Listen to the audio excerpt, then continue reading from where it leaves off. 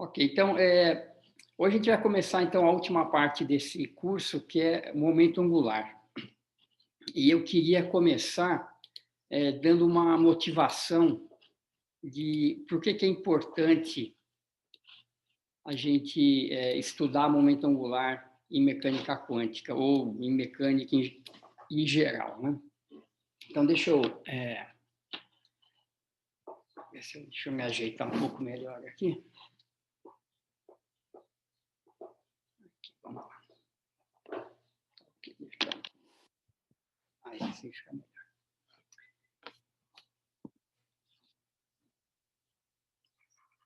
Então, vamos lá. Momento angular.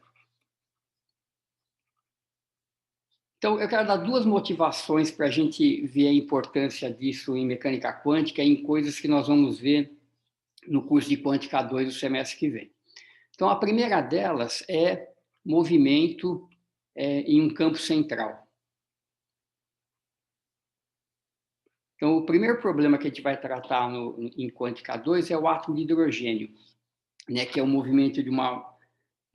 A gente pode reduzir o problema ao movimento de uma partícula com a massa reduzida em torno de um campo central, que seria o campo elétrico do próton.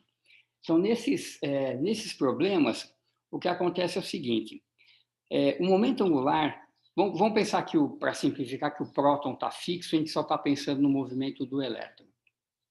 Então, o momento angular do elétron é R vetor P, né, ou R vetor MV, e se você calcular quanto que dá dl dt, dl dt é o torque, que é R vetor F. Então, se a força for radial, como é o caso do átomo de hidrogênio, do problema de Kepler em geral, R vetor R dá zero e o momento angular é conservado, certo? Então, como o momento angular é conservado e ele é definido como R vetor P, você pode mostrar que o movimento, né, de uma partícula no campo central, ele é, na verdade, plano. Ele não ocupa as três dimensões do espaço, mas ele permanece sempre no mesmo plano. Se ele sair do plano, você vai violar a conservação de momento angular. Então, como isso aqui implica em movimento plano, a gente pode olhar para quem que é, então, a hamiltoniana desse problema. Vamos pensar em mecânica clássica primeiro, né? Num plano. Então, a gente escolhe esse plano como sendo o plano XY, o plano do movimento. Então, você tem a energia cinética e tem o potencial, né? No caso das forças conservativas, que são deriváveis de um potencial. E, obviamente, né, as coordenadas mais apropriadas para a gente resolver esse problema são as coordenadas esféricas planas, né? Coordenadas polares. Então, em coordenadas polares, se você trocar de xy para r θ, a sua energia cinética ela muda dessa forma aqui: velocidade radial r ponto, velocidade angular r θ ponto. Então, isso aqui é o mv ao quadrado e o v de r.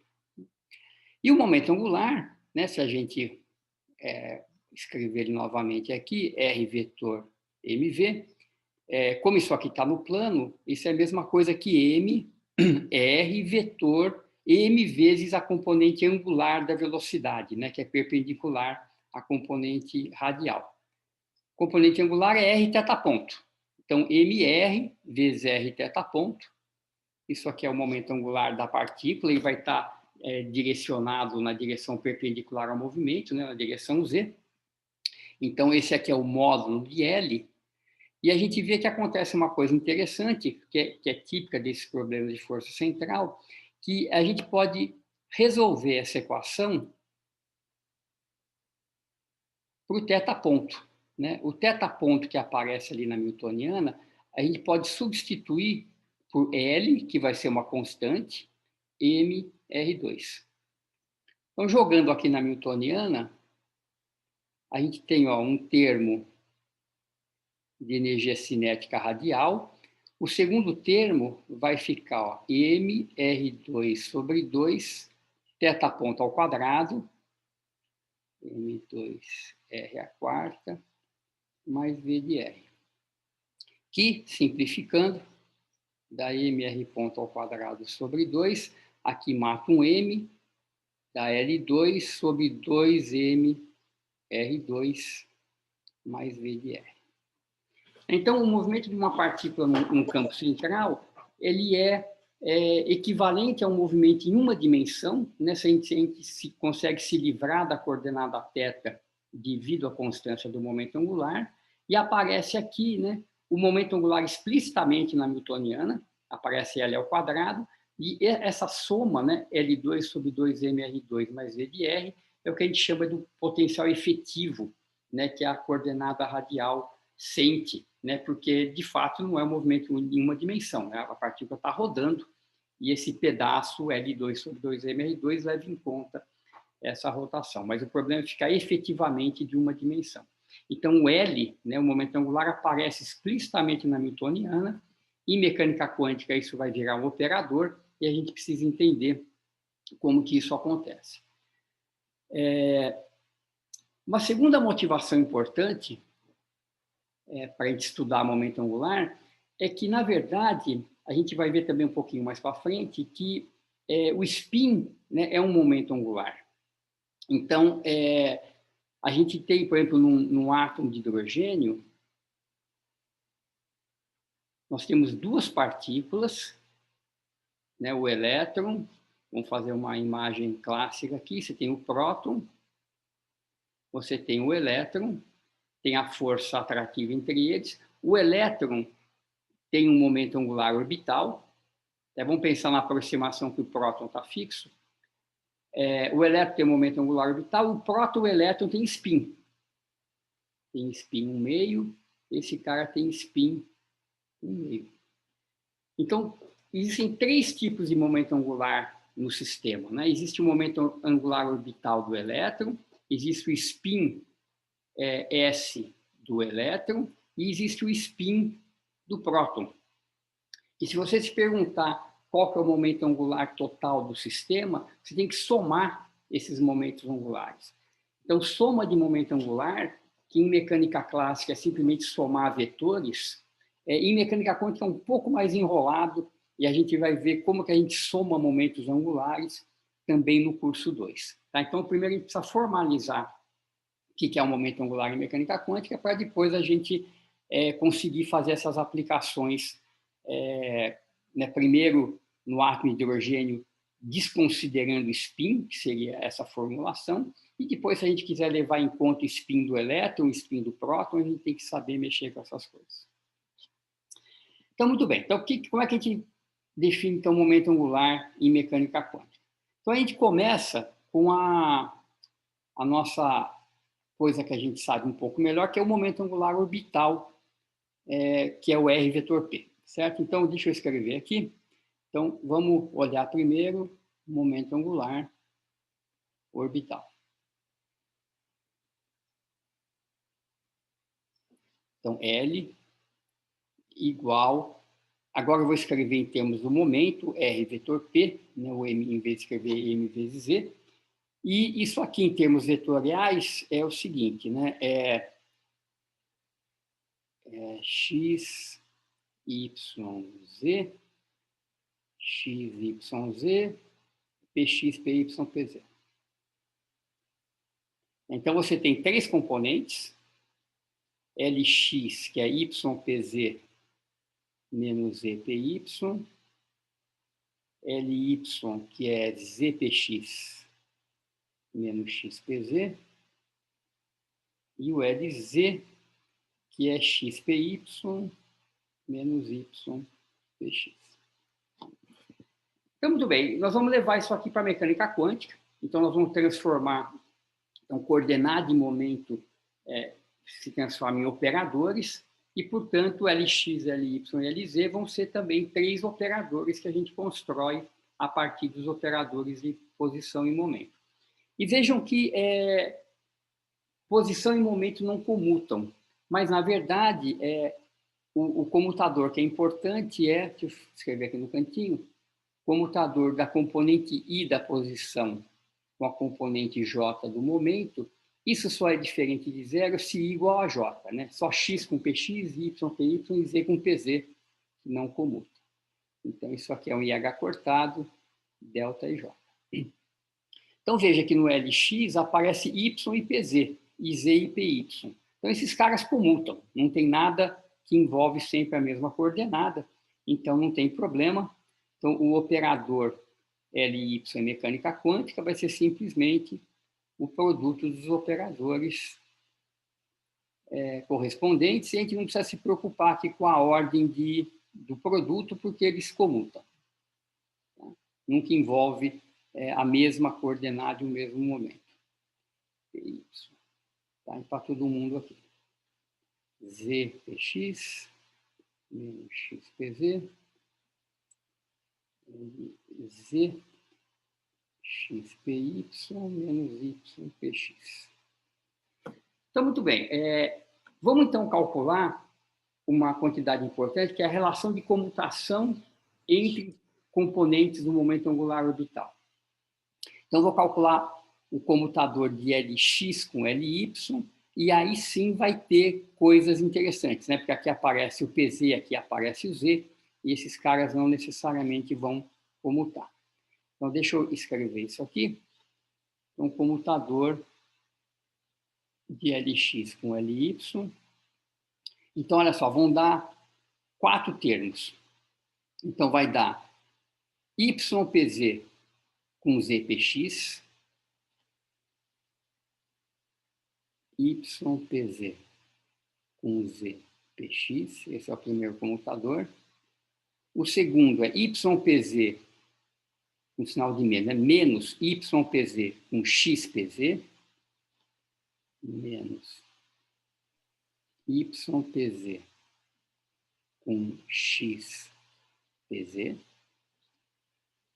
Então, foi esse com esse, esse com esse. Agora, menos ZPY com ZPX, menos ZPY com Z. Aqui é, deixa eu corrigir, ZPY, que é Y.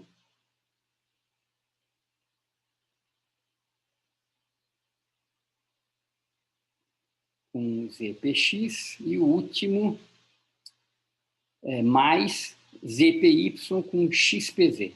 ZPY com XPZ.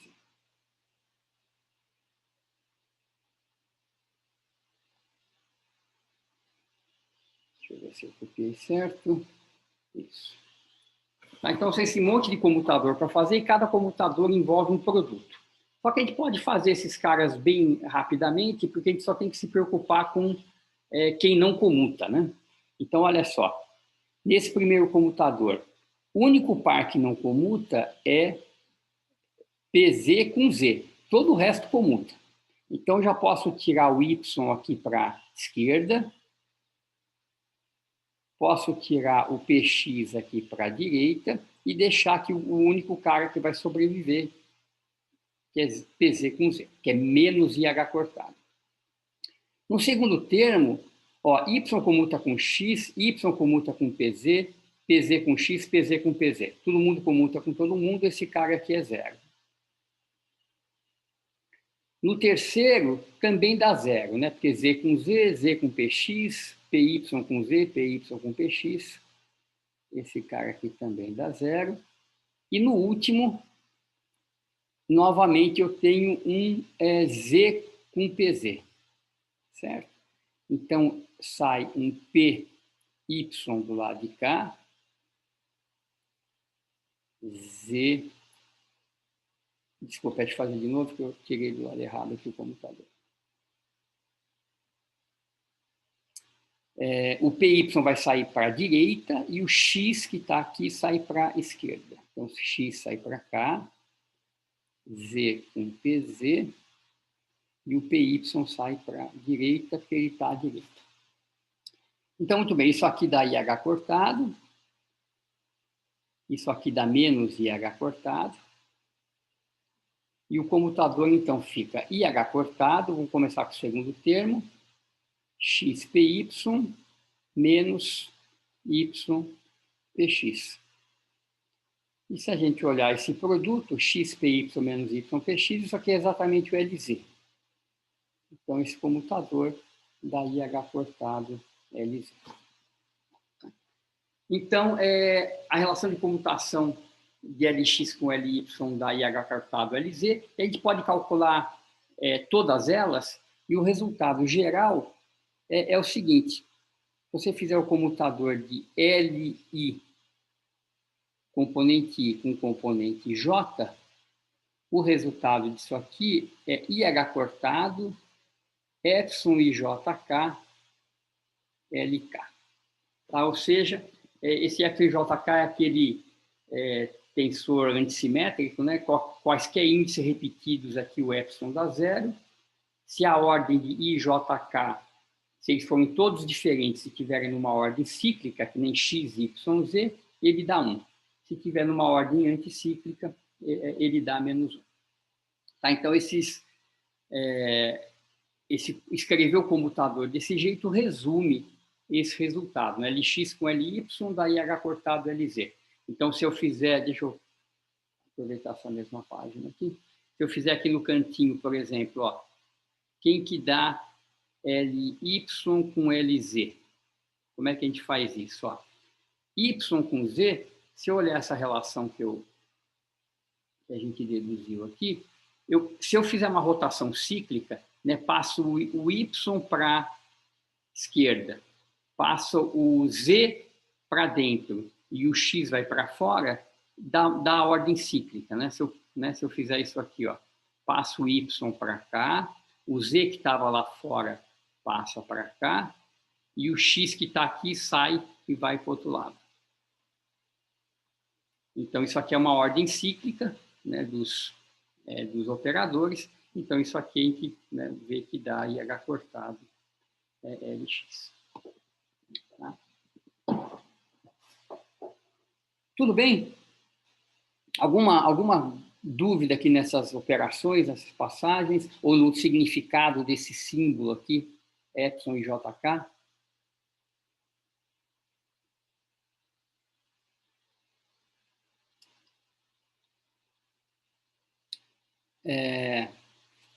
Legal, então, veja só, então tudo isso aqui é o que a gente sabe do momento angular orbital, né? R vetor P, a gente tem as componentes x, y, z, e a gente vê que, como a gente sabe as relações de comutação de R com P, a gente consegue calcular relações de comutação entre quaisquer duas componentes, e elas satisfazem essa relação. Professor, Diga. qual que é mesmo o nome desse epsilon e JK? Ou perguntaram no Ele chat? chama tensor de Levi-Civita. E é um cara que ele tem essas propriedades, né? Epsilon 1, 2, 3 é 1, Epsilon 2, 3, 1 é 1, e Epsilon 3, 1, 2 é 1. Então, sempre que você vai rodando esses índices em ordem cíclica, cada um. Se você simplesmente trocar um par de lugar, 2, 1, 3, isso aqui é menos 1, tá? Porque estão numa ordem que não é cíclica. Então, essas componentes aqui, deixa eu ver, 3, 2, 1 e 1, 3, 1, 3, 2, isso aqui é menos 1. E sempre que repetir um índice, dá zero. Qualquer índice que esteja repetido, isso aqui dá zero. 1, 2, 1, etc. Repetir o índice, dá zero. Tá? Então, por exemplo, se você quiser calcular aplicar os índices 1, 1, 2 naquela relação, você estaria fazendo Lx com Lx, certo? 1, 1. Isso aqui daria o epsilon 1, 1, 2, IH cortado Ly, mas esse cara é zero. Então, Lx com Lx comum. Tá? Então, só quando você tem dois L's diferentes, o comutador vai dar IH cortado vezes o L que sobrou. Você só tem que ver se o sinal é mais 1 ou menos 1, dependendo de se está na ordem cíclica ou anticíclica.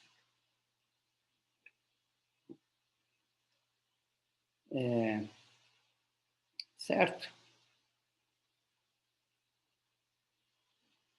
Então, muito bem. Então, o que a gente vai fazer?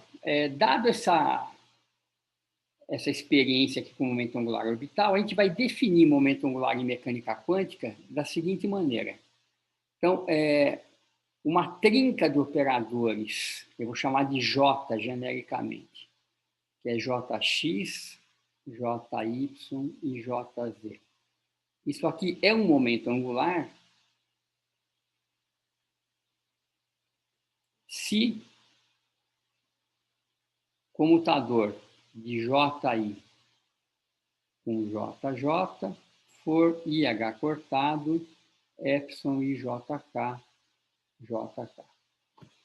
Tá, então, qualquer trinca de operadores que tem essa relação de comutação, que é a relação do momento angular orbital, ela isso vai ser chamado de um momento angular. E a gente vai ver que, então, o momento angular orbital é um momento angular, né, obviamente, mas a gente vai ver que essa definição, ela cobre situações que não estão contidas no momento angular orbital. Isso aqui é mais geral que o momento angular orbital. E a gente vai ver que isso aqui vai incluir o caso de spin. Né? Spin meio é uma trinca de operadores, SX, SY e SZ, que tem essa relação de comutação e que a gente vai chegar naquelas matrizes de Pauli por SX, SY e SZ que a gente usou no capítulo 4. Tá? Então, definição de momento angular em mecânica quântica é essa daqui. Ela segue do momento angular orbital. Além disso, nós vamos definir três outros operadores auxiliares que são muito úteis aqui. O primeiro é um operador J quadrado, que é Jx ao quadrado, mais Jy ao quadrado, mais Jz ao quadrado. E a gente vai definir também J mais e J menos como sendo essas combinações de Jx e Jy.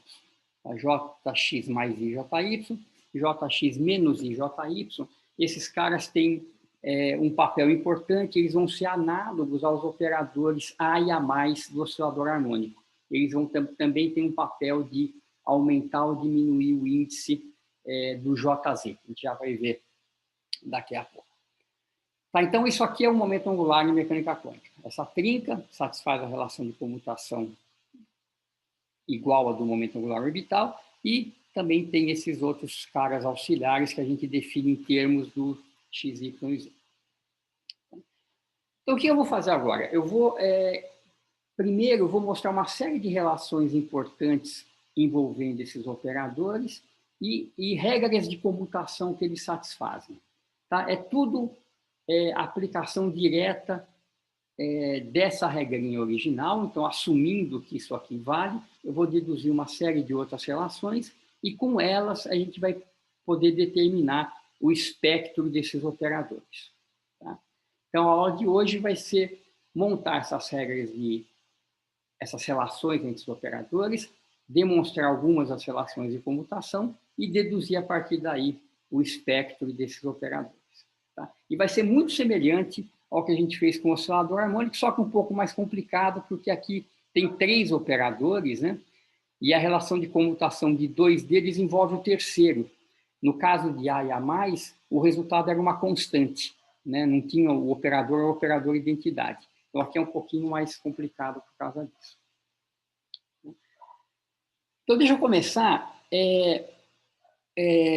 deduzindo duas relações importantes que têm a ver com J mais e com J menos. E depois a gente passa para as relações de comutação. Tá, então, fiquem à vontade, como sempre, para interromper a qualquer momento, tanto em relação à álgebra quanto em relação aos conceitos.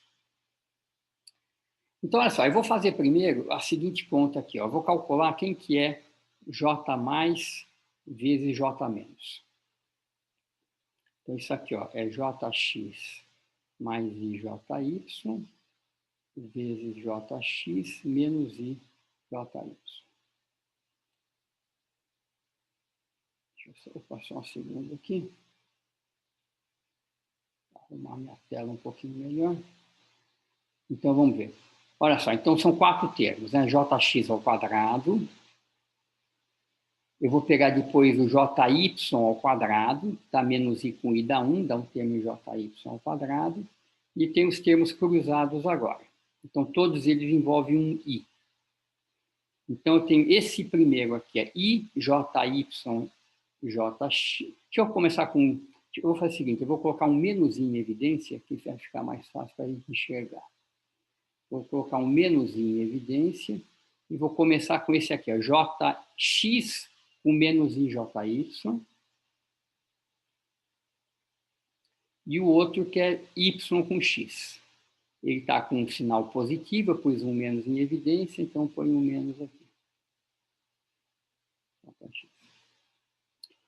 Esse cara é o comutador de jx com jy, que é IH cortado JZ. Então, esse produto fica jx2 mais jy2, menos i com mais i dá mais 1, então dá mais H cortado JZ. E uma última simplificação, eu vou aqui somar e subtrair JZ ao quadrado e escrever isso assim, ó. Jx ao quadrado mais jy ao quadrado mais jz ao quadrado é um J2. E aí fica menos esse jz ao quadrado mais H cortado JZ. Tá? Então, o produto J mais e J menos pode ser escrito de uma forma que só envolve J2 e JZ. Se eu fizer o produto trocado, J menos com J mais, o que vai mudar? Vai mudar a ordem aqui desses caras, né? Então, o J menos vai estar aqui, o J mais vai estar aqui. Então, o que acontece é que é como se eu trocasse I com menos I aqui, eu vou ficar com mais I vezes o comutador, e quando eu fizer mais I com mais I, vai dar um menos 1. Ou seja, esse sinal aqui vai trocar.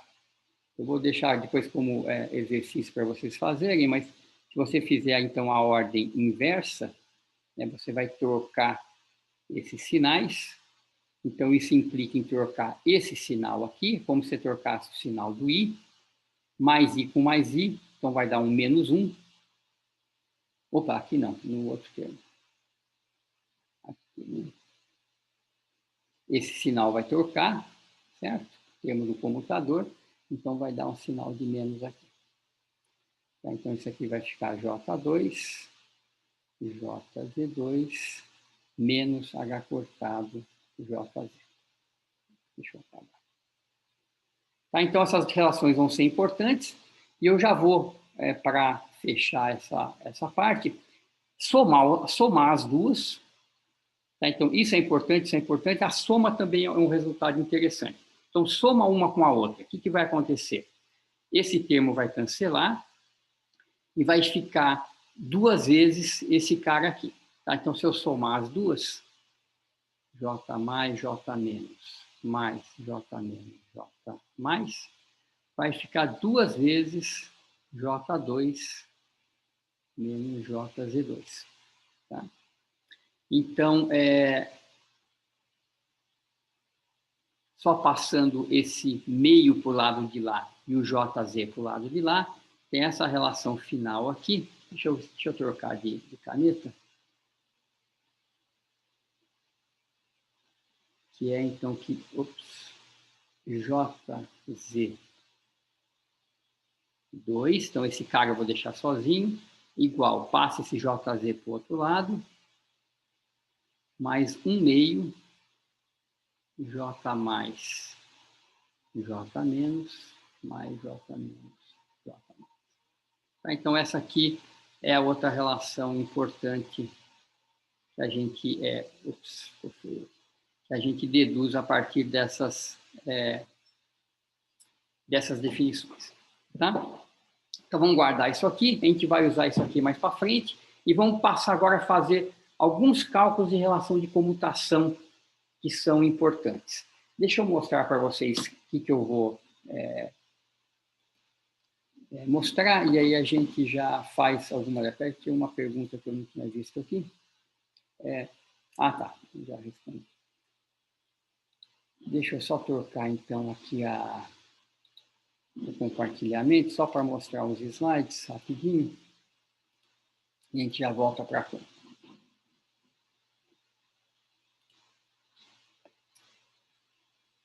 Então, está aqui o momento angular orbital. Então, aqui a definição do que é um momento angular em mecânica quântica. E essas são as relações importantes que eu mostrei agora. Tá? Essas relações que envolvem o J+ e o J-. Então, está aqui os comutadores que a gente vai precisar calcular, que vão ser importantes. Eu vou fazer alguns deles para a gente poder depois, então, trabalhar no espectro. Então, o primeiro deles é essa daqui, né?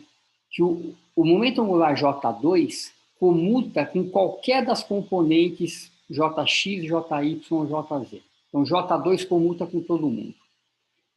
Essas duas, de Jz com J+ e Jz com J-, se vocês olharem para a cara delas, elas lembram muito as relações de comutação que a gente tinha do operador N com o operador A+, e do operador N com o operador A. N com A+ dava H cortado A+, N com A dava menos H cortado A. Então, essas relações são importantes porque elas que vão ser, que vão mostrar que esses operadores J+ e J- vão ser operadores do tipo escada, né, que aumentam ou diminuem o índice do Jz. A gente já vai ver já. Essa J+ e J-, J2 com Jz, segue da de cima, né? J2 comuta com qualquer componente. Se comuta com qualquer componente, comuta também com Jx e Jy, portanto, com J+ e J-. Tá? Então, eu vou mostrar essas três de cima, tá? Para a gente...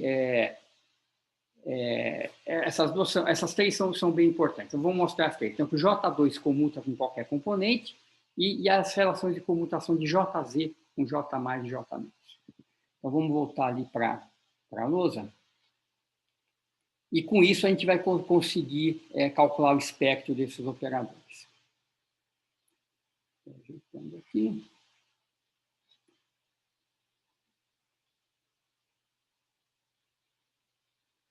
Então, vamos lá. Então, primeiro, vou mostrar que J2 comuta com Jz.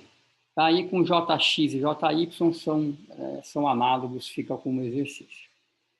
Então, vamos lá. Quem que é J2? É Jx2 então, com Jz mais Jy2 com Jz mais Jz2 com Jz. Então, Jz comuta com Jz, essa última aqui dá zero. Essas duas não, a gente tem que calcular. Então, vamos lá. Jx2 com Jz, então a gente puxa um Jx para a esquerda e puxa um Jx para a direita. Direito, senão a gente vai se confundir. Jx com Jz para cá. Mesma coisa para o Jy. Vamos escrever aqui. Puxa um Jy para a direita, um para a esquerda. Jy, Jz mais Jy, Jz com Jy. E vamos calcular cada um deles. Então, quem que dá x com z? Então, x com z, a gente sabe que vai dar IH cortado JY, a gente só precisa definir se o sinal é mais ou menos. Né? Então, esse cara aqui vai dar IH cortado JY. Agora tem que ver x, z, y está numa ordem cíclica ou anticíclica. Será que eu consigo transformar isso num XYZ só permutando ciclicamente? Então, a resposta aqui é não. Né? Para eu deixar isso aqui na forma XYZ, eu tenho que trocar o par Z com Y. Né? Eu tenho que trocar Y e Z de lugar. Então, isso é uma coisa antissimétrica. Então, aqui é um menos. Esse daqui, a gente sabe que vai dar IH cortado. Esse aqui é o mesmo, né? É X com Z. Então, isso aqui vai dar menos também. Esse outro, X com Z, é IH cortado JX. E aqui sim a gente pode fazer uma permutação cíclica, né? Eu passo o X no lugar do Y, o Y no lugar do Z, e o Z vai para fora.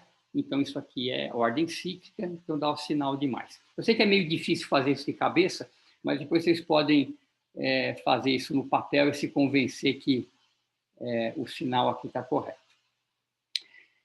Então, vamos ver o que acontece aqui. Eu fico com menos IH cortado JX, JY. E aqui fica JY, JX. E aqui, IH cortado JY, JX. Mais JX, JY. E eles se cancelam 2 a 2. Esse aqui, ó, X com Y, mata com esse aqui, X com Y. E esse aqui, Y com X, mata com esse aqui, Y com X. E dá 0. Tá? Então, os comutadores acabam se cancelando. E J2 comuta com JZ. E ele vai comutar também com JX e com JY. Tá? Então, com qualquer que seja a componente, o J2 comuta. A gente já vê a consequência. Deixa eu falar já, qual que é a consequência importante disso? Olha, se J2 e JZ comutam, existe uma base de autoestados que é comum aos dois operadores. Tá? Agora você pode pensar, olha, mas então eu posso pegar J2 e JZ e eu tenho aqui uma base comum. Mas J2 também comuta com JX. Por que eu não posso pegar, então, J2, JZ e JX para fazer uma base comum de operadores? O problema é que JZ não comuta com JX. O J2 comuta com os dois, mas eles não comutam entre si. Então, eu não consigo achar uma base comum de estados de J2. Eu posso usar J2 e JZ, J2 JX ou J2 JY, mas eu não posso acrescentar um terceiro operador, porque qualquer coisa que eu acrescente não vai mais comutar. Tá? Então, em geral, a gente usa o JZ, né, por conveniência, por padronização, mas eu podia usar qualquer outro J, mas não mais do que um. Tá? Então, J2 e JZ têm uma base em comum, e é essa base de autoestados que a gente vai trabalhar. Tá? Então, deixa eu mostrar os outros dois computadores, e aí a gente vê o espectro. Aí eu vou usar os slides, porque acho que vai um pouco mais rápido, é mais fácil do que escrever tudo. Mas vamos fazer essa daqui, ó. Comutador de JZ com J+. Vamos ver quem que dá esse cara. Então, isso aqui vai ficar JZ com JX, né? O mais é JX mais IJY. Mais I, JZ com JY. Então, novamente, é a questão da gente ver esses comutadores e decidir o sinal. Né? Então, esse aqui é IH cortado JY e vamos decidir o sinal. O sinal é positivo, né? Porque eu posso puxar o X para cá, o Y entra aqui para dentro, o Z vai para fora. Então, dá para ordenar isso aqui ciclicamente. Então, o sinal é positivo. Esse aqui vai dar negativo.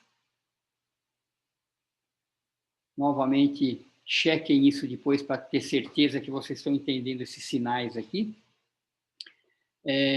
Então, eu vou ter IH cortado JY menos IH cortado JX, eu tenho um I aqui na frente, né? Então, vamos lá. IH cortado JY menos I com I dá mais 1. JX. Então, vamos colocar o H cortado em evidência, JX mais I, JY, que é H cortado J+. Então, JZ com J+, dá H cortado J+, e fica como exercício para vocês fazerem o JZ com J-.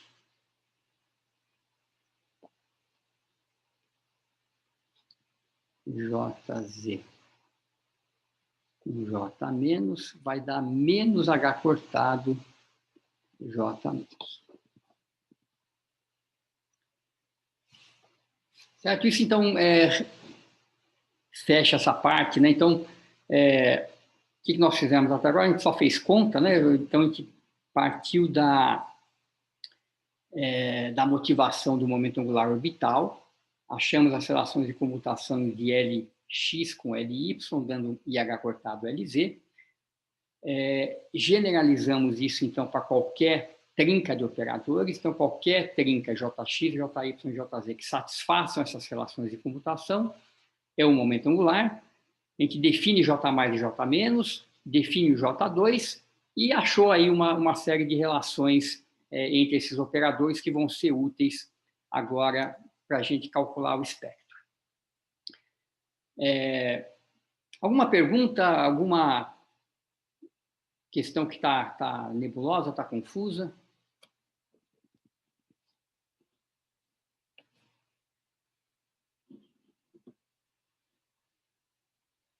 Então, tá bom.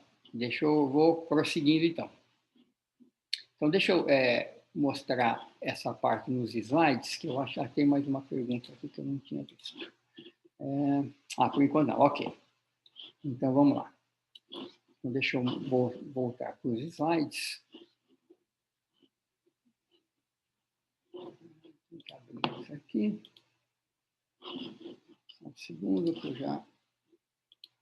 estão aqui.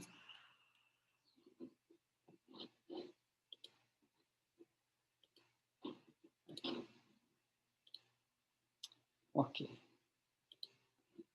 Então, tá. Então, a gente tem essas relações, certo? J+ e J- eles estão relacionados com J2 e Jz, e veja só por que isso vai ser importante, né? Então, eu vou escolher J2 e Jz como dois operadores que comutam entre si e têm uma base comum de autoestados. Esses produtos J+ e J-, eles podem ser escritos em termos de coisas que comutam, certo? Que é o J2 e o Jz, por isso que elas são importantes. E essa aqui, novamente, é uma relação que envolve os caras que comutam e esses operadores J+ e J- que vai ter esse papel de operador escada. Tá? Então, vamos ver como é que a gente faz isso. Então, eu vou achar o espectro desses caras, tá? De J2 e Jz simultaneamente. Então, tá aí, eles comutam, existe uma base comum. Não posso incluir Jx ou Jy, porque o Jx não comuta com Jz, Jy não comuta com Jz, não dá para incluir mais nada. Então, olha só, os autovalores de J, eu vou chamar de M vezes H cortado, tá? Porque H cortado tem dimensão de momento angular, então a dimensão está aqui, e M é um número qualquer adimensional. Tá? Então, só estou separando a dimensão correta de momento angular vezes um número adimensional M. E os autovalores de J2, como é um momento angular ao quadrado, ele vai ter dimensão de H cortado ao quadrado, e eu vou multiplicar, então, por um lambda, que é o número adimensional, que é o autovalor. Né? Só separa a dimensão do autovalor de fato. A gente vai ver que é muito conveniente, em vez de usar lambda vezes H2, eu vou usar JJ mais 1 H2. Por quê? Porque eu sei que esse lambda vai ter essa forma. Então, em algum momento, eu já vou introduzir essa notação, mas eu não sei quem é J. Certo? J é qualquer coisa, M é qualquer coisa. A gente vai ver que esses caras vão estar... eles não vão ser inteiros necessariamente, eles podem ser inteiros ou semi-inteiros, que é o caso do spin, por exemplo, que é um meio, mas, por enquanto, eles são qualquer coisa. Tá? E nós vamos ter que mostrar que o M e o J podem assumir esses valores inteiros ou semi-inteiros. E os autoestados em comum de J2 e Jz, a gente vai representar, na maior parte das vezes, assim, ó, KJM, certo? Que o K é um número que conta degenerescências possíveis, e elas vão ser importantes. Na aula de quarta-feira a gente vai falar sobre essas degenerescências, só um pouquinho, mas o autoestado genérico vai ser JKM, né? Então, o que isso quer dizer? Só para deixar explícito, que se eu aplicar JZ em KJM, vai dar H cortado M, KJM, certo? É o alto valor de JZ, H cortado M. Se eu aplicar J2 nesses estados, vai dar H cortado ao quadrado lambda, ou H cortado ao quadrado JJ mais 1, KJM. Tá? Então, são autoestados desse operador. Estou dando esse nome para eles, e a gente vai ver quem são, então, J e M. Ok. Deixa eu só ver aqui. Ok. Então, vamos lá. Então, primeiro, novamente, muito parecido com o que a gente fez com o oscilador harmônico, mesmo tipo de técnica usada nas demonstrações. Primeiro, o lambda, né, que é o alto valor ali do J2, ele é sempre positivo. Tá? Isso é meio intuitivo, né, porque é um operador ao quadrado, os autovalores devem ser positivos. Mas a ideia da demonstração é assim. Então, suponha que psi, né, que é um daqueles caras KJM, por enquanto eu vou escrever psi, é um alto estado de J2 com alto valor lambda H2. Então, se eu calcular psi J2 psi, isso vai dar, então, eu aplico o J2 aqui, dá lambda H2, psi com psi dá 1, tá? Posso assumir que está normalizado. E isso, por outro lado, é Jx2 mais Jy2 mais Jz2, psi, psi, certo? Que é o J2. E cada um desses termos aqui, ele é a norma de um vetor, né? Deixa eu rabiscar aqui para a gente ver. Esse termo, por exemplo, ó, psi Jx2 psi, eu posso pensar que é psi Jx vezes Jx psi. Lembre que o Jx é um operador hermitiano, e isso aqui é o módulo quadrado do estado Jx psi. Certo? A norma do vetor é ele vezes o seu conjugado. Então, a norma, né, de Jx psi é psi Jx, Jx psi. Portanto, cada um desses termos aqui, né, é a norma ao quadrado de um vetor. Então, eu estou somando um monte de coisa positiva, isso tem que ser positivo, e, portanto, o lambda é positivo. Tá? Então, os autovalores são positivos, e a gente vai escrever, então, daqui por diante, esse lambda na forma JJ mais 1, tá? Onde, novamente, J continua arbitrário.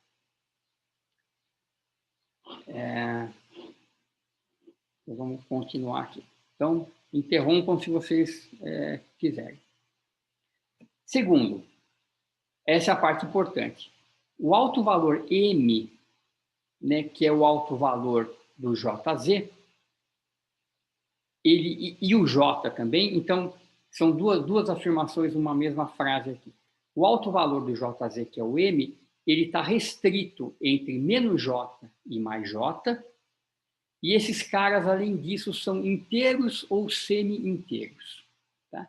Então, deixa eu explicar primeiro, antes de fazer essa demonstração, que é a parte final da aula, da onde que vem isso aqui? Por que tem essa limitação? Isso aqui, na verdade, é super intuitivo e dá para a gente entender. Deixa eu só ver aqui. Isso, semi-inteiro. Semi-inteiro quer dizer meio, né? 1 meio, 3 meios, 5 meios, isso quer dizer semi-inteiro. Tá? Não precisa ser necessariamente números inteiros. Então, deixa eu só mostrar por que essa relação entre M e J tem essa cara. Deixa eu voltar para a lousa um segundo, e aí a gente já vê isso aqui. Então, olha só. Deixa eu pegar uma lousa nova. Imagina que você tem um momento angular. O que a gente está fazendo? Isso aqui é momento angular, certo? É um vetor. Então, imagina aqui em 3 dimensões, x, y, z, que eu tenho um vetor momento angular, qualquer, J ou L, tanto faz. E o que eu estou tentando calcular? Eu estou tentando calcular quem são os valores possíveis de J ao quadrado, ou seja, do módulo quadrado desse vetor, e de JZ, certo?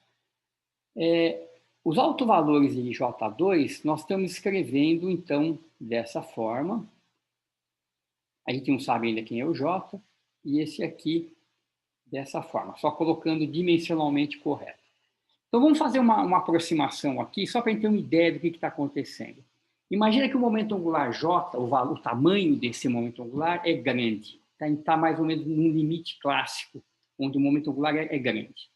Então, nesse caso, eu posso aproximar esse cara, eu posso desprezar esse 1. Tá? Se J é muito maior que 1, isso aqui é aproximadamente H2J2, e, portanto, se isso aqui é o tamanho do J2, o tamanho do J é H cortado J, certo? Esse aqui é o tamanho de J ao quadrado. Então, ele está pensando num vetor que tem tamanho H cortado J, certo? E eu estou querendo também saber quem que é a projeção JZ desse cara. Ora, a projeção JZ, classicamente, é essa componente aqui do J no eixo Z, certo? Então, é óbvio que a componente Z nunca pode ser maior do que o próprio momento angular. Certo? A componente Z, se o J estiver apontado totalmente na direção Z, JZ é igual a J. Se ela estiver aqui para baixo, na direção menos Z, JZ é menos J. Então, o JZ ele certamente tem que ser maior do que menos J e menor do que J. Certo? Então, num extremo, o J está aqui, e eu estou JZ igual a J. No outro extremo, ele está aqui embaixo, então o JZ vai em menos J. E em qualquer outra situação, ele está aí no meio. Né? Em particular, se o J estiver no plano XY, JZ é igual a zero. Tá? Então, é claro que o JZ está limitado ao tamanho de J. Tá? Então, por isso que vem aquela relação quântica que a gente vai mostrar lá. Na verdade, você vê que... Bom, já volto nisso aqui daqui a pouco. Então, deixa eu voltar ali para o slide.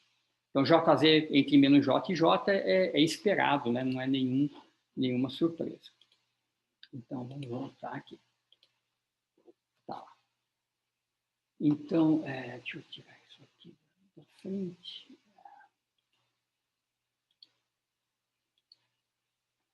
Ok, então vamos lá. Então, como é que a gente mostra isso? Então, vamos considerar esse cara aqui, ó, J+, eu pego J+, aplico no autoestado de J2 e JZ, o índice K é para degenerescências, módulo quadrado disso. Então, quem que é o módulo quadrado de um vetor? É ele vezes o seu Bra. Né? Então, você conjuga. Qual que é o conjugado de J+? É o J-. Né? J+ é Jx mais IJY. Quando a gente conjuga, dá Jx menos IJY. Então, está aqui, ó, o conjugado vezes ele. E agora a gente vai usar aquelas relações de J- vezes J+. Então, J- vezes J+ é J2 menos JZ2 menos H cortado JZ. Todos esses caras aqui eu posso aplicar no estado. Então, J2 aplicado no estado é H2JJ mais 1, que é esse cara que está aqui. JZ ao quadrado, então aplico JZ dá H cortado M, aplico o outro, dá outro H cortado M. Então dá esse termo aqui, ó, M quadrado vezes H2 com sinal de menos. E esse último termo, menos H cortado JZ, aplico JZ, H cortado M. Né? Deixa eu sair do módulo apresentação, senão eu não consigo rabiscar aqui em cima. Ops, o que aconteceu aqui? Aqui. Né? Então, deixa eu só rabiscar um pouquinho. Então, esse cara aqui vai contribuir com H2JJ mais 1, quando eu aplico. Esse aqui, quando eu aplicar, dá H cortado M duas vezes. Esse aqui já tem um H cortado na frente. Eu aplico o outro, dá outro H cortado M, certo? Então, e aí KJM com KJM está normalizado, dá um só. Então, sobra, todo mundo tem um H2 na frente, J, J mais 1, e esse M2 menos M2 menos M, a gente põe um M em evidência e dá isso aqui. Isso aqui é positivo, porque é a norma ao quadrado de um vetor, certo? Então, vamos ver, quando que isso aqui é zero? Então, quando quem está nos extremos, né, onde essa igualdade é exatamente zero. Então, se a gente resolver J, J mais 1 menos M, M mais 1 igual a zero, isso tem duas soluções. Ó, a primeira é M igual a J. Então, se você colocar aqui J, dá J, J mais 1 menos J, J mais 1, que dá zero, certo? Então, funciona para M igual a J. Então, é o extremo, né? Quando você está com o momento angular exatamente na direção Z. A outra solução é você colocar M igual a menos J menos 1.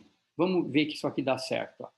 Se eu pegar esse cara aqui e substituir M por menos J menos 1, isso aqui vai dar menos J menos 1 desse M, vezes menos J menos 1 mais 1. Então, esses caras cancelam. Esse sinal de menos aqui, eu jogo aqui para dentro, também dá J, J mais 1, que mata esse termo. Tá, então, esse M, ele é zero quando ele é igual a J. Esse termo é zero quando M é igual a J, ou menos J menos 1. E ele é positivo quando o M está entre esses dois valores. Né? Por exemplo, quando o M for igual a zero, isso aqui dá H2J, J mais 1, que é positivo. Tá? Então, essa relação implica que o M está nesse intervalo menos J menos 1 e J. Se a gente fizer a mesma conta agora, só que em vez de calcular com J mais, a gente fizer a conta com J menos, né, calcular módulo quadrado desse vetor, então, novamente, conjuga da J mais, J menos, J mais, J menos escreve em termos do J2 e JZ. A única coisa que acontece é trocar esse sinal aqui, tá? Uma daquelas relações que a gente deduziu antes. Aplico o J2, aplico o JZ, aplico o JZ aqui, e vai dar essa relação de novo. A única coisa que muda é esse sinal aqui, que agora é positivo, né? Fica esse menos com menos, que é 1, né? Enquanto que antes a gente tinha os dois negativos. Né? Agora, esse cara aqui trocou de sinal, ficou positivo. Novamente, isso é uma norma de um vetor, tem que ser positivo. E o que isso implica? Então, vamos ver os extremos de novo. Então, onde que isso aqui, para quais valores de M, isso aqui é exatamente zero?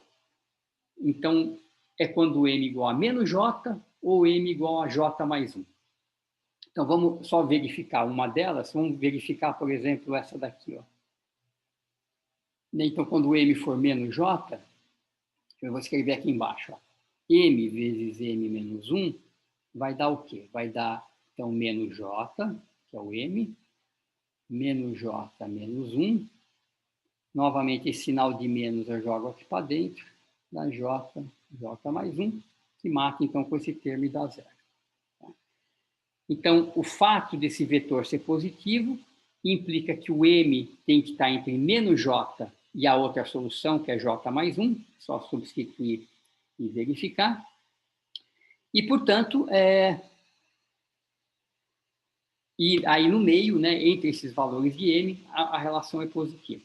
Então, se eu olhar a relação anterior, que o M tem que estar entre menos J menos 1 até J, mas também tem que estar entre menos J e J mais 1, né, a região de intersecção onde as duas são satisfeitas simultaneamente é essa daqui.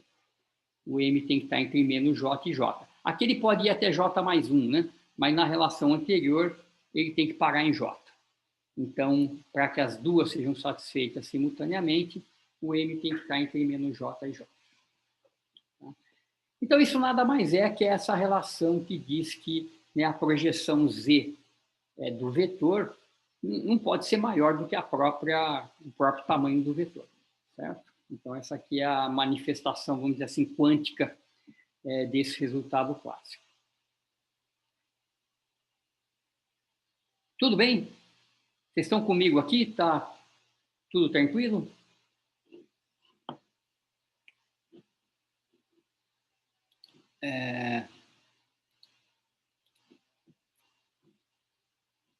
Então, vamos lá. Então, vamos seguir aqui.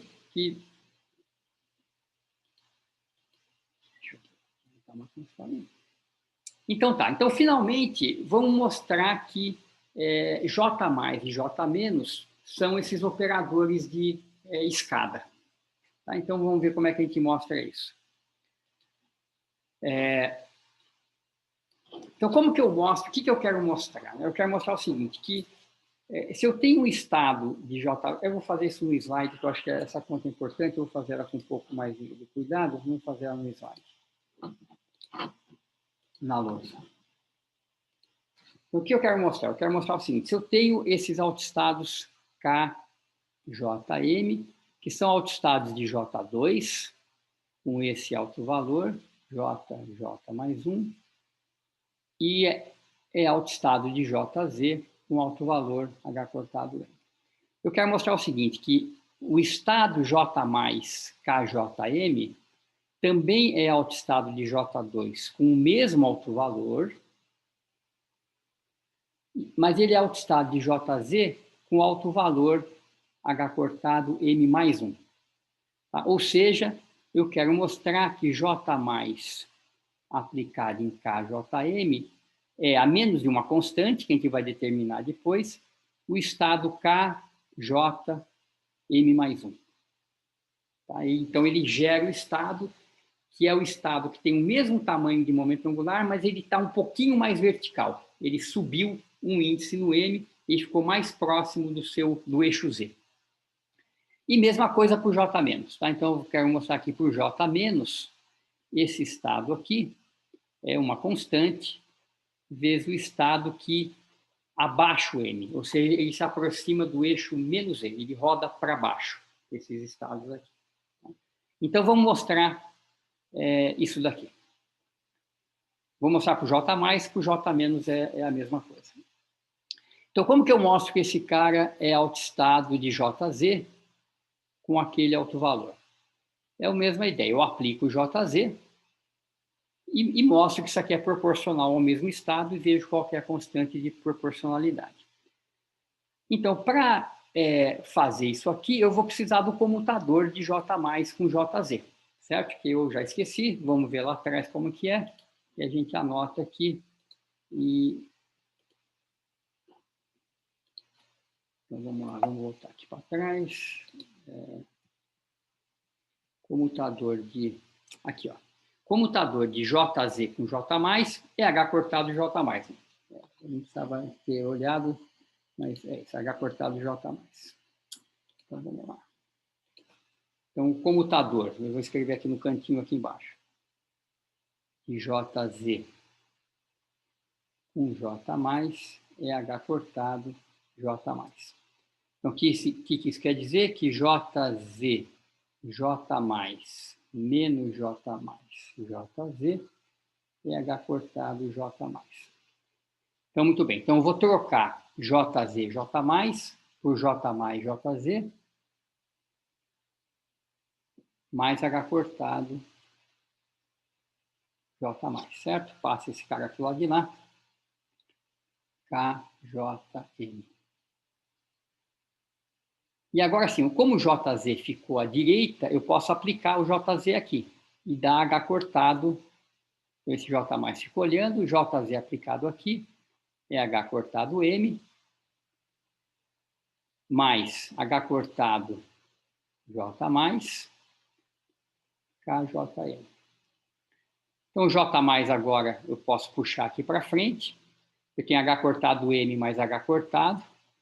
E se H cortado, então, M mais 1, J+, KJM. Certo? Então, está aí.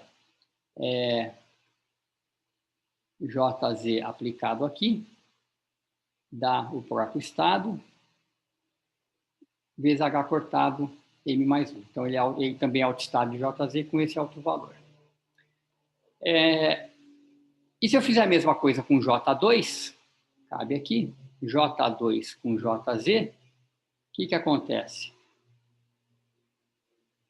Ora, J2 comuta com JZ. Então, isso aqui é direto JZ, J2, KJM, aplico o J2, dá o seu alto valor. Desculpa, é J+. Espera um pouquinho que eu estou fazendo. Aqui é J+.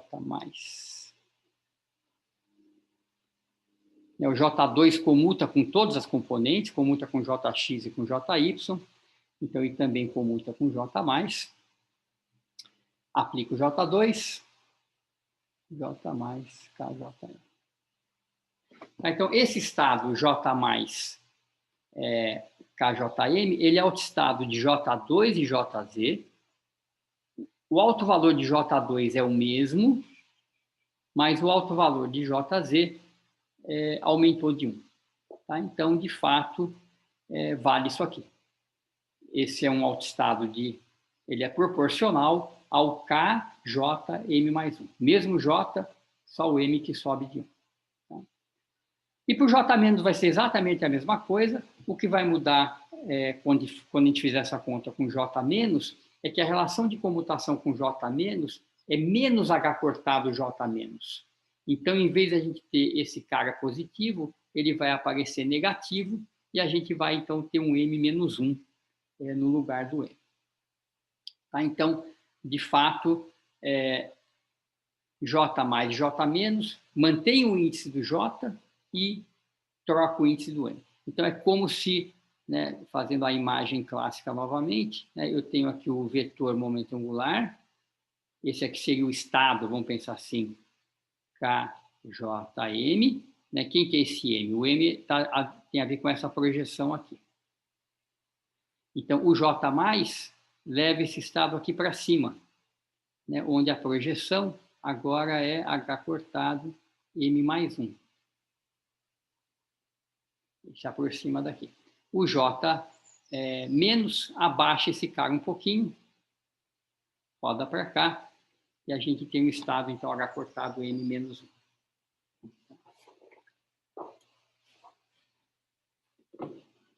Tranquilo? Então, vamos voltar para o slide e fazer o passo final, que é mostrar, então... Aqui. Então, tá aí, o M é limitado entre menos J e J, porque é a projeção Z.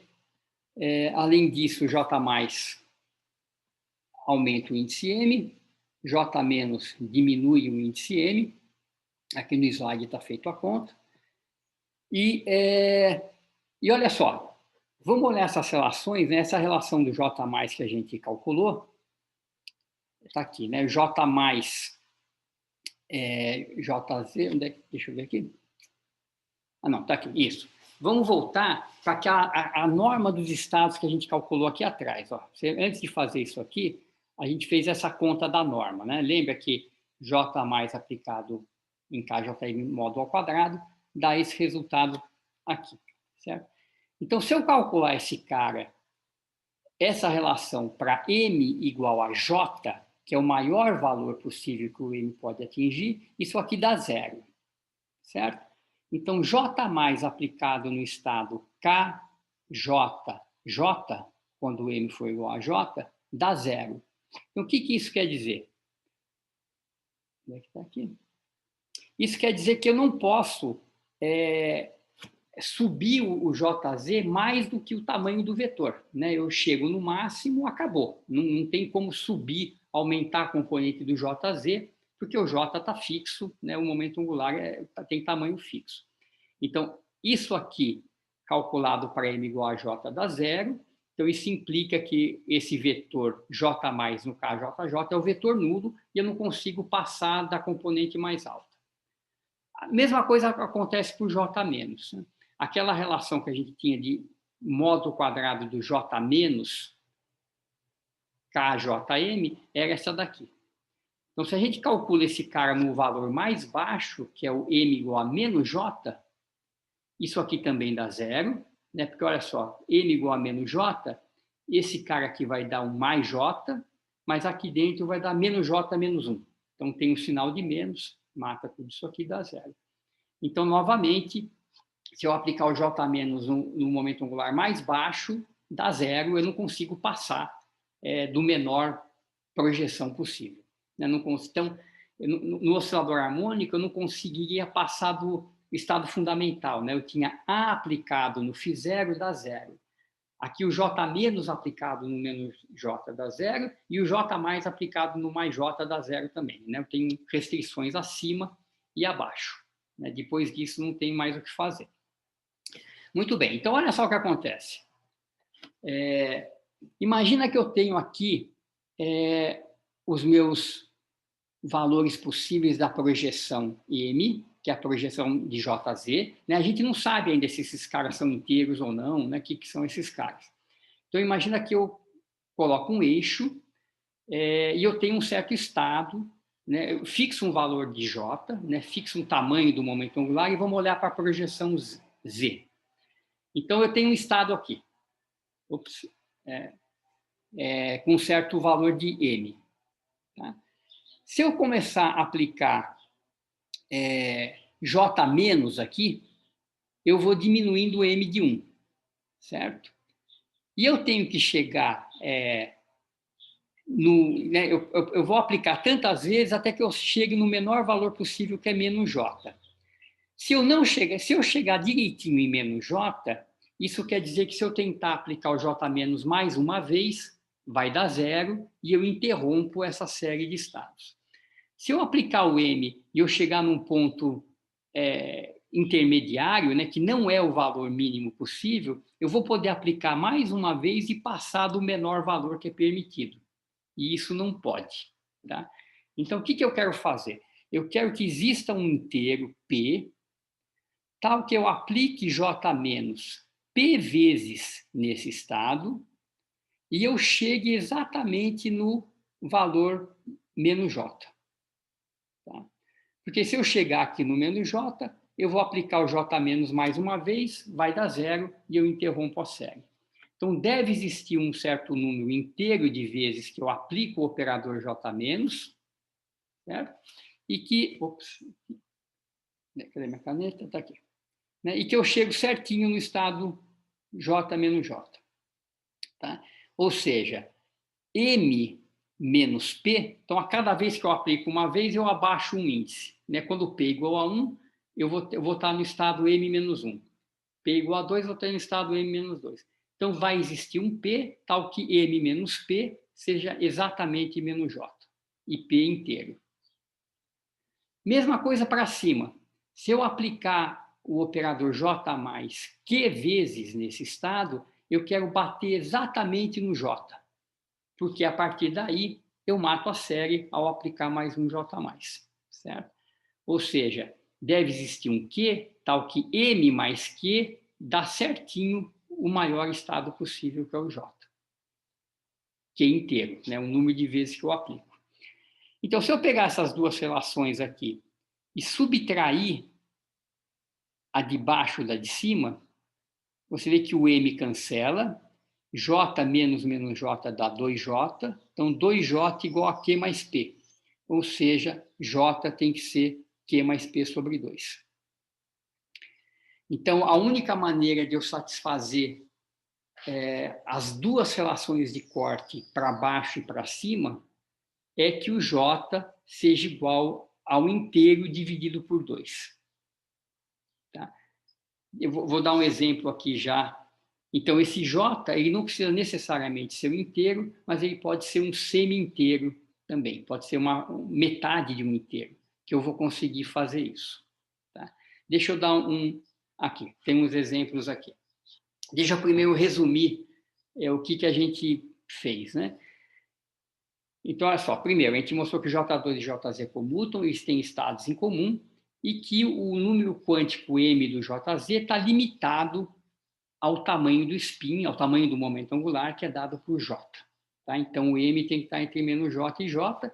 E, além disso, se eu tentar subir acima de J, dá zero. Se eu tentar abaixar a menos de menos J, dá zero. Né? Então, essa série de estados que eu construo, eles têm que ser tais que o estado mais J e o menos J está incluído, né, nessa lista. porque eu tenho que chegar exatamente nos extremos para que não tenha nada além disso. Então, deixa eu dar um exemplo aqui, né? J igual a meio é um estado, é uma solução possível que satisfaz essas condições. Então, vamos ver. A aula acabou, tá? É isso que eu queria mostrar, só vou dar esses dois exemplos para a gente se convencer que de fato isso aqui está correto, e na aula que vem, na quarta-feira, eu vou voltar e vou calcular as matrizes desses operadores para a gente ver aquelas matrizes de Pauli, etc. Mas vamos ver que para J igual a meio, isso aqui funciona. Deixa eu voltar aqui na lousa. Então, imagina que eu tenho J igual a 1 meio. Então, qual que é o maior M possível, né? Então, M tem que ser maior ou igual que menos J, menor ou igual a J. Então, como J é menos meio, o M tem que ir de menos meio a 1 meio. Como o M anda de 1, né, o J mais sobe 1 no M, o J menos abaixa de 1 no M, eu só tenho dois valores possíveis de M, que é o mais meio e o menos meio. Então, eu tenho o estado meio, meio, e tenho o estado meio, menos meio. Certo? J meio, M mais meio ou M menos meio. Vamos aplicar o J mais nesse estado aqui e ver o que dá. Né? Então, lembra que quando a gente calculava J mais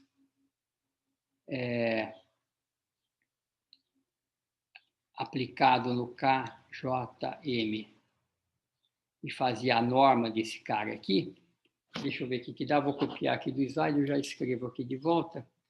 Isso aqui vai dar, aqui dá H2JJ mais 1, menos M mais 1. Então, a lousa está aqui. Então, isso aqui vai dar H2,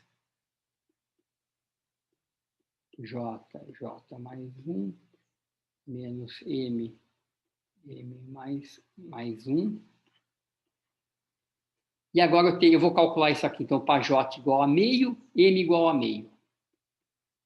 Então, isso aqui vai dar 1 meio vezes 1 meio mais 1, que é 3 meios. Menos o M, que é 1 meio. 1 meio mais 1, que é 3 meios também. Isso aqui cancela. Isso aqui dá zero. E, portanto, o J mais, né, aplicado no meio, meio, meio, no meio, meio dá zero. Se eu fizer a mesma coisa no J menos aqui, dá zero. Então, só tenho esses dois estados. Né? J menos aplicado nesse cara aqui, só para... Eu vou voltar nisso em detalhe na aula que vem, mas se eu aplicar J menos nesse estado, eu vou ter alguma coisa proporcional ao menos meio, eu abaixo. J mais aplicado no menos meio vai dar alguma coisa proporcional ao mais meio, e só tem os dois, tá? Não tem mais nada. Então, eu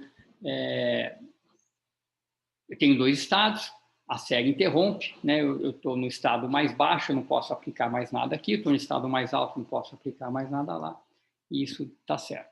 Então, eu posso ter aquele valor de J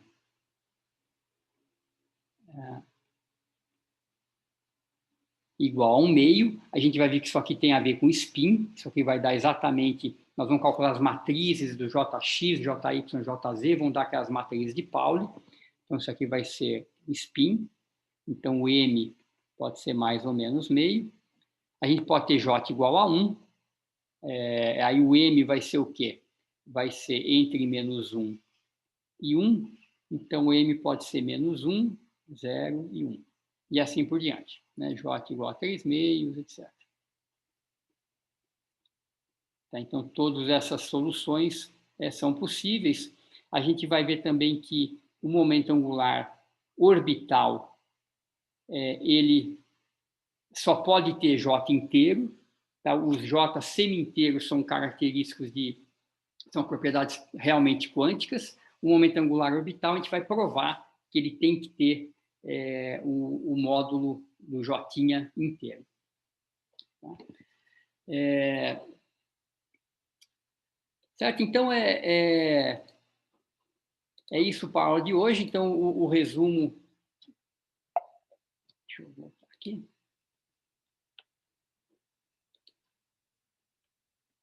É esse aqui, né? Então, você tem operadores de momento angular, Jx, Jy, Jz, satisfazendo aquelas relações de comutação. A gente define o J mais e J menos, e o J2, que é um operador importante. J2 comuta com qualquer componente, então a gente escolhe Jz como sendo a componente padrão para encontrar a base, e a gente estuda, então, os autoestados simultâneos de J2 e Jz. Jz está limitado entre menos J e J, ele muda a passos de uma unidade, né, de 1H cortado, e quem faz essa operação de subir ou abaixar o índice M é o J mais e o J menos. Então, conhecido um estado, a gente pode aplicar o J mais e o J menos e determinar os outros. O valor do J e, consequentemente, do M pode ser tanto inteiro como meio inteiro, né, que a gente chama de semi-inteiro. E esses caras, então, vão ter a ver com os spins. Então, é isso por hoje, já vou terminar, mas na aula que vem, nós vamos falar um pouquinho, então, sobre as matrizes, como é que a gente escreve isso aqui em termos de matrizes e reconhecer as matrizes de Pauli. E aí também vai falar um pouco sobre essa degenerescência, esse índice K, que está aqui, né, à toa, a gente está carregando ele à toa, ele acaba sendo importante porque, por exemplo, quando a gente for ver o átomo de hidrogênio, nós vamos ter uma hamiltoniana do átomo de hidrogênio, né, que vai ser essencialmente P2 sobre 2M mais V de R, que a gente pode escrever em termos do momento angular. Então, a gente vai ver que esse tipo de construção aqui também aparece.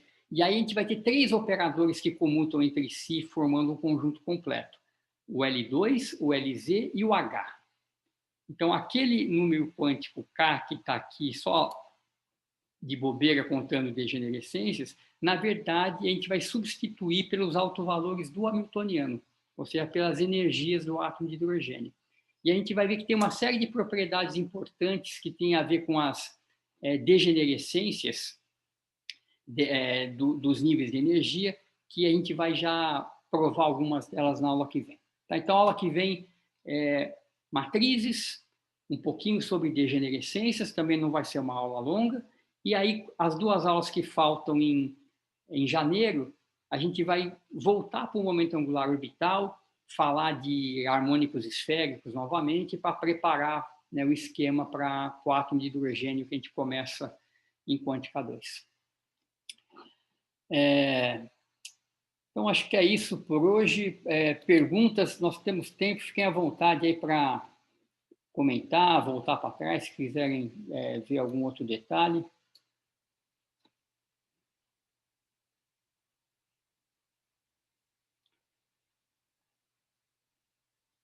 O que vocês acharam dessa aula toda? Tá dando para acompanhar? Tá um pouco pesado? Ah, legal. É a mesma... legal, Jéssica. É a mesma álgebra do oscilador harmônico. Eu acho que é legal a gente praticar um pouquinho, mas é tranquilo, né? Todos esses comutadores aí seguem do comutador de X com P, e é só a questão de fazer um pouquinho mais de conta. Então, legal, gente. Então, ficamos por aqui, e na quarta-feira a gente continua, né? Obrigado aí pela presença nesse momento tão tarde do ano, mas quarta-feira a gente termina essa parte e descansa um pouco. Legal, gente? Deixa eu parar de gravar.